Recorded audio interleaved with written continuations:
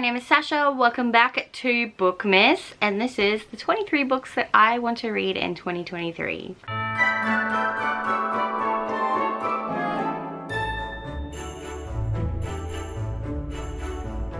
Now this is not all of the books that I want to read in 2023. This is just my top 23 and ones that I really either need to get off my TBR or I really want to read them. So hopefully making this list will encourage me to pick them up earlier rather than later. I've tried to put books that I actually will want to read, not books that I need to read too, because I realize if I need to read them, I won't. I will not, because I do not get told what to do. You can't tell me what to do! Alright, so I think I've got a nice mix of genres and diversity and just diversity. That's not a word. That's not a mix of diversity. Anyway, here we go. The first book is Iron Widow by Ziran J. Zhao. This is a YA fantasy about this 18-year-old who actually offers herself up to be a concubine pilot, and her plan is to assassinate the ace male pilot responsible for her sister's death. But on miraculously emerging from the cockpit unscathed after her first battle, she is declared an Iron Widow, the most feared pilot of all. Now that Zeshian has had a taste of power, she sets her sights on bigger things. The time has come to stop more girls from being sacrificed. That just sounds amazing. I know it was an MB book club pick this year, and I really want to get to it and see why everyone is raving about it. The next book on this list is A Song of Race and Ruin by Roseanne A. Brown. This is one I've had on my TBR for a very long time, and actually my friend Britt got this for me as a birthday gift a couple years ago, and she got a hardcover. She spent the money on me, so thank you so much, Britt. But this is a YA fantasy, so I think it's about Malik. So Malik strikes a deal. He has to kill Karina, the crown princess of Ziran, in exchange for Nadia's freedom, and Nadia is his little sister. And then you've got Karina, who has deadly aspirations of her own. Her mother, the Sultana, has been assassinated, and her court threatens immunity. Karina decides to resurrect her mother through ancient magic. I've heard so many good things about this, and I really want to read it, so I'm putting it on this list. This next one is a fantasy romance. I'm not sure if it's YA or not, but it's Once Upon a Broken Heart by Stephanie Garber. Lots of people love this book, and I just love this cover too. Look how pink it is. It's so pretty. This is about Evangeline Fox, who has believed in happily ever after until she learns that the love of her life is about to marry another, and her dreams are shattered. Desperate to stop the wedding and heal her wounded heart, Evangeline strikes a deal with the charismatic but wicked Prince of Hearts. In exchange for his help, he asks for 3 kisses, to be given at the time and place of his choosing.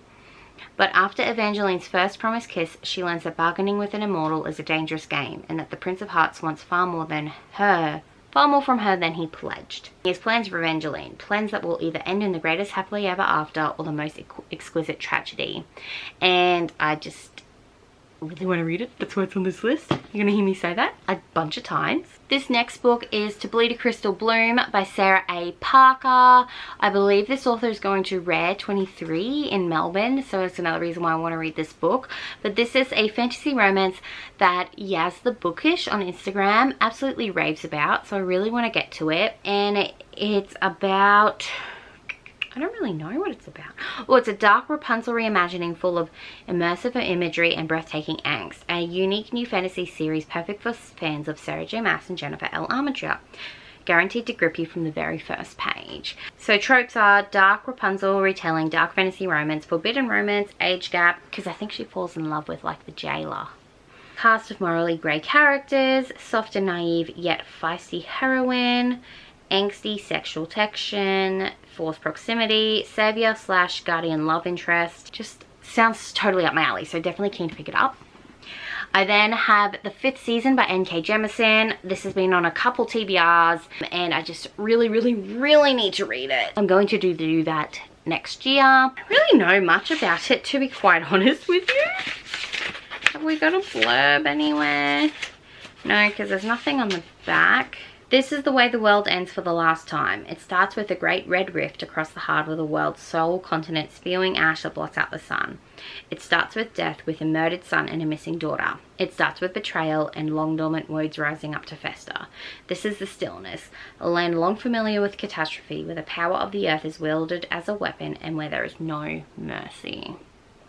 Sounds interesting. We've then got The Black Kids by Christina Hemmings Reid. This is a historical YA.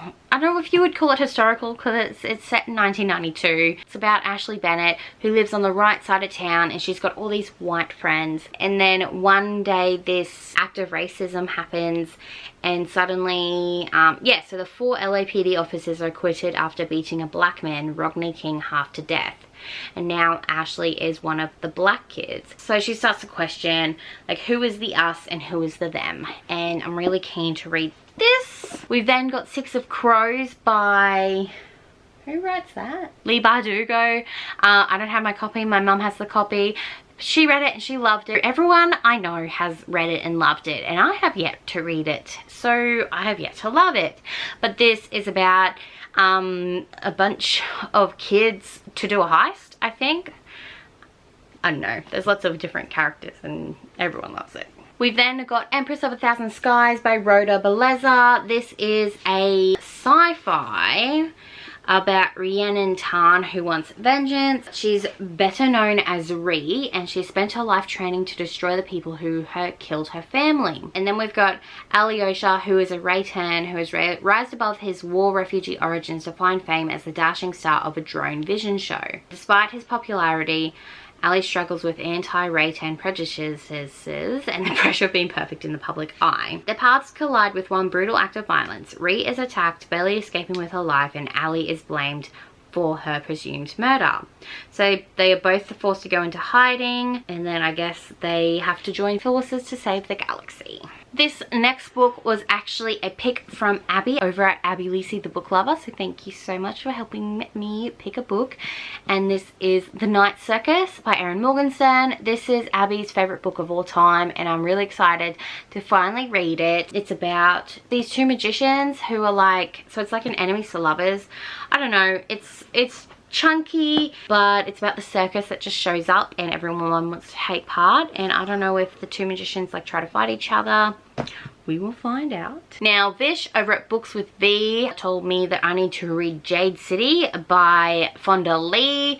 I have started this book, but I had to go back to the library, so I never finished it. I definitely want to finish it though. It's a fantasy book, and it's like a mafia sort of thing going on, and you've got like Jade, which can give you these sort of powers. I don't know. I was liking what I read, so I'm definitely want to finish it and continue on with the series. Kelly over at One More Chapter on Instagram said that I should read Fortuna Sworn by KJ Sutton.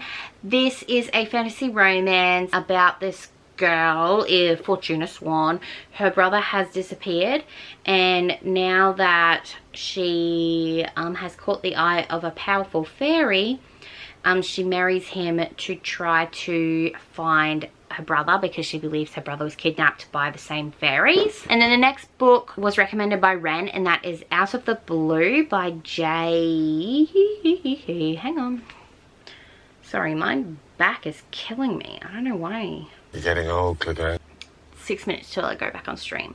Out of the Blue by Jason June. This is about Crest, who is a teen merfolk, and every merfolk has to go on a special journey, and that is to help a human with 1 moon cycle and return to Pacifica to become an elder, or fail and remain stuck on land forever. And so I believe Crest meets Sean, who is a human lifeguard whose boyfriend has recently dumped him. And so Crest agrees to help Sean make his ex jealous and win him back. And then they might start to have feelings, which is pretty exciting. I then really want to pick up Dark Fae by the Twisted Sisters, because I'm on book 5 of Zodiac Academy at the moment, and I've got 3 more books of that, and then I want to read these. So there's 5 books in this series, and then I want to read the Dark Penitentiary, I don't know how to say it. Anyway, I want to read all of the books in the Solaria world. So this is about Callisto, who is a vampire, and she's on a mission of vengeance to try and find out, like try and kill whoever murdered her brother. And she's got this intel that the king of Aurora Academy killed her brother. But the thing is, there's 4 kings, and this is reverse harem, and it's based in the Solaria world, and I'm just so excited to pick it up. Abby also told me that I need to read Book Lovers by Emily Henry. This is a, I believe it's more like women's fiction, and it's about Nora and Charlie, who don't really like each other. Because they both work in like the book publishing industry, and Nora goes back to her hometown, like to a small town with her sister to try and do something, but she keeps bumping into Charlie, and it's like Grumpy Sunshine, and I hope I enjoy it. This next book, Jess over at the First Chapter Bookshop keeps telling me to read, and that is Say You Swear by Megan Brandy. This is, I believe, I don't know if it's a second chance or if it's friends to lovers. All I know, it's thick and it's angsty. I'm excited for it. I then have Kings of the Wild by Nicholas Ames. This is a high fantasy, I believe, about these like 40-year-old guys who just want to live their life now. They've done their mercenary stuff and they're ready to get back into just chilling, but they need to do one last thing, so they're getting the band of brothers back together. And yes, definitely keen for that.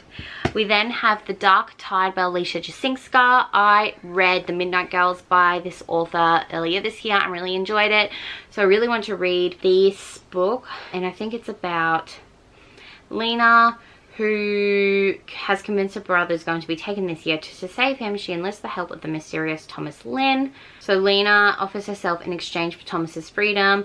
The 2 girls await the full moon together, but Lena is not at all what Eva expected, and the queen is nothing like Lena envisioned. Yes, I don't really know how to explain that. We then have, all I know is that it's sapphic, and I like sapphic. We then have This Poison Heart by Kaylin Bayron. I put this on so many TBRs this year and never read it. So this is like a Secret Garden reimagining, and so we've got Brie, who can like grow things with a touch of her hand, and I believe this is sapphic, and lots of people love this series, so definitely want to pick it up. I then have It Came From the Deep by Maria Lewis. This is, I think it's the 3rd book, or it might be the 4th book in the Supernatural Sisters series that she's got.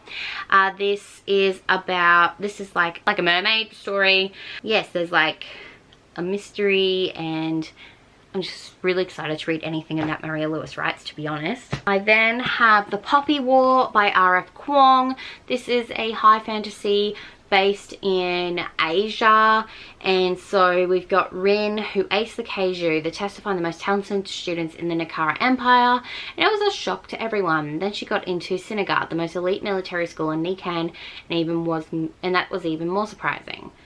But being a dark-skinned peasant girl from the south is not an easy thing at Sinagard, and yes, she has lots of trouble. Apparently there's lots of triggers for this, but I'm keen to read it. The next book that I think is just my complete brand, and that is Delilah Green Doesn't Care by Ashley Herring Blake.